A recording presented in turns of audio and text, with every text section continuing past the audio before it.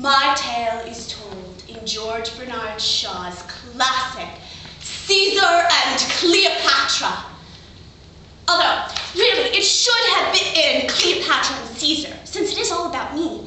But I suppose since Caesar was such a great man, that we must forgive Shaw this grievous offense. Anyway, me and a couple of my friends from some of Shaw's other classic plays are here today to tell you about the Shaw Festival Theatre. Such a grand-sounding name, isn't it? But more about that later. Because, you see, you can't really know about something unless you know where it came from. That's why history is so important. I mean, without history, everyone would have forgotten all about me by now. And that would be absolutely dreadful. But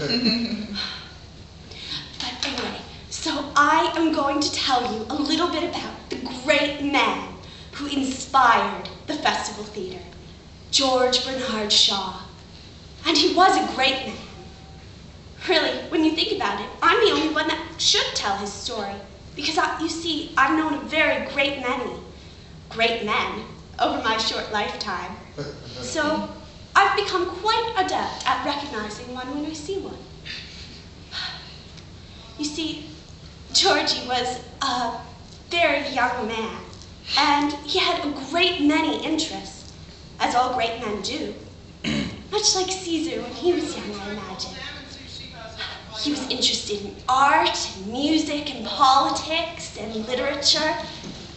And, well, he married, as so many do, a young suffragette named Charlotte.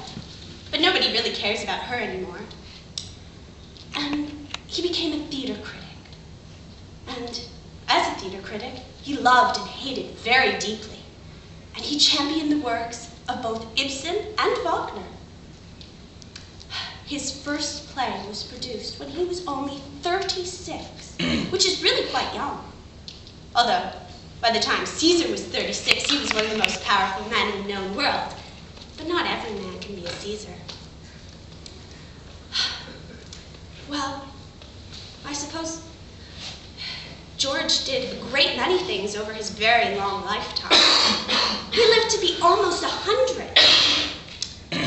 And over that last 50 years of his life, he published 45 plays, 5 novels, 2 short stories, and numerous essays and pamphlets. It's really quite a lot when you think about it. Many more do much less with much more. But I must leave you now. You see, Caesar promised to send me this beautiful young man. His name is Mark Anthony, and he arrives today. So, goodbye.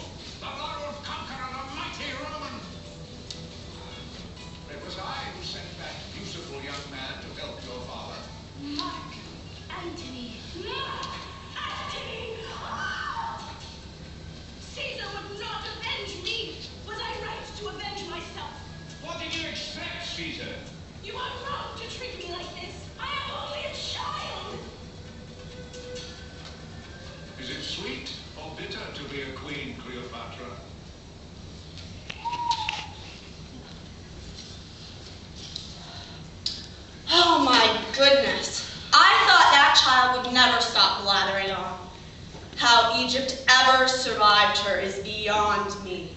If she had tried things like that in France. But forgive me. I am Joan of Arc, whose tale is immortalized in Shaw's classic Saint Joan. I am here to tell you the stories of kings and of queens, of men whose bones have now turned to dust, of the things of which dreams are made. The plays of George Bernard Shaw. Where to begin? Shall I tell you of Shaw's interpretation of Shakespeare's Dark Lady of the Sonnets? Or what of Man and Superman, which ends with the very fires of hell itself? Or what of the colossal Back to Methuselah, which takes half a day in the telling? Or how about the scandalous tale of Mrs. Warren's Profession? Or perhaps, if your taste tends more towards the serious than satirical, the classic Heartbreak House, which speaks of the very downfall of society. No? Well, then I suppose I must start with something a little more commonplace. My own tale shall suffice. I presume it is at least somewhat known to you. I mean, it is common knowledge that I led the armies of France against the English and rose up and defeated them as God willed. But then I was betrayed by my own beloved people and handed over to mine enemies to be burned as a witch. It is this tale which Shaw laid down in his St. John, and with it spun a script of such beauty that it is now proclaimed the world over. I suppose my honor does not permit me to not mention that precocious child, Cleopatra. But it does warm my heart to know that, despite the fact that she made her Shaw debut 5 seasons before mine own, her Caesar and Cleopatra has only been shown at Shaw twice, while my St. Joan has graced those hallowed halls 3 times to date. Never let it be said that an Egyptian strumpet bested a champion of France. But now, I must leave you. Adieu, adieu, adieu.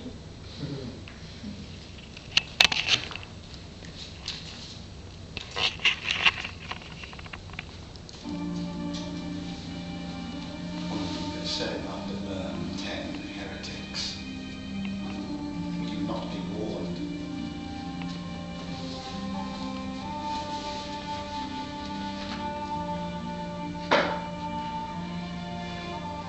They believe sincerely that their diabolical inspiration is divine.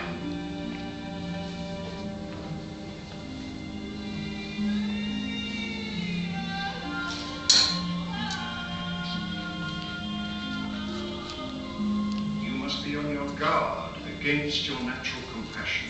We decree that thou art a relapsed heretic, Cast out from the unity of the church. sundered from her body, Infected with the leprosy of heresy. a member of Satan, We declare that thou must be excommunicated.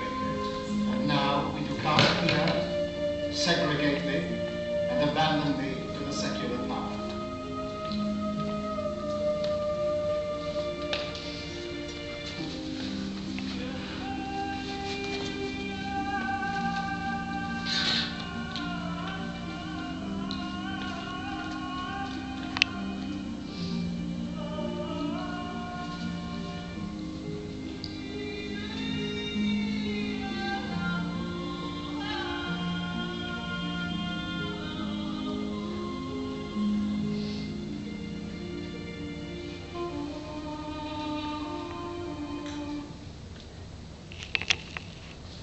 Hello there.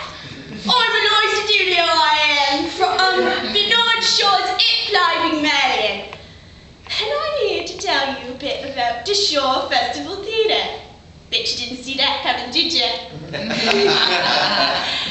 Well, the Shaw's mandate is to produce plays, written or that take place during the lifetime of George Bernard Shaw.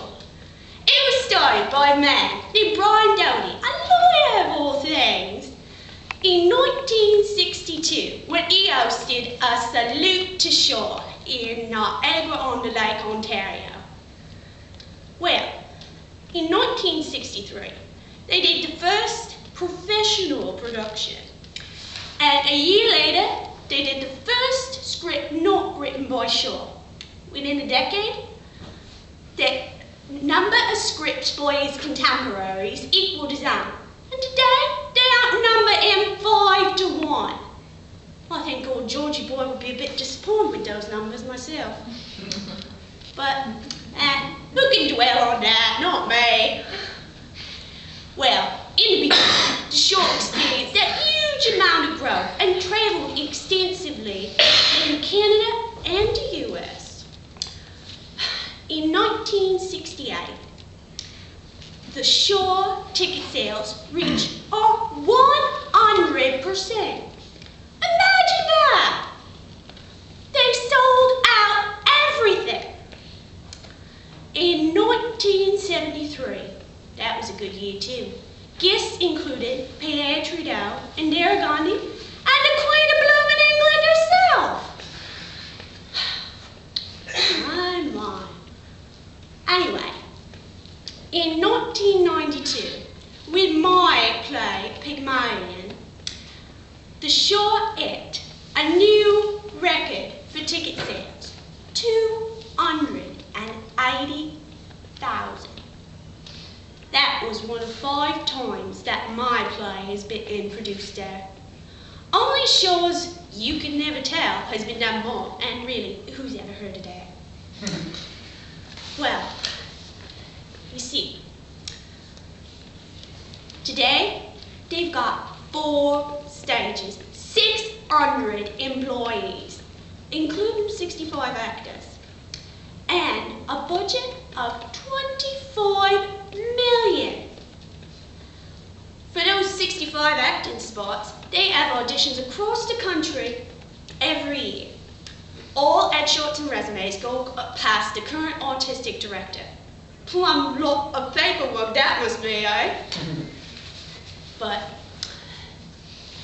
in the 50 years they've been around, they've only had 6 artistic directors. Chris Newman lasted the longest, 22 years. Under his reign, the A became known for doing old plays that nobody else would touch. Then, when he retired, the current AD came in, Jackie Maxwell. And well, she's been promoting a lot of Canadian playwrights and such, including George F. Walker and Anne-Marie MacDonald, who they did just a couple of years ago.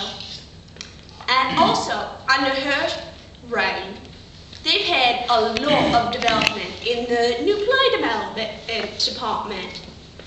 Who knows what'll come out there next?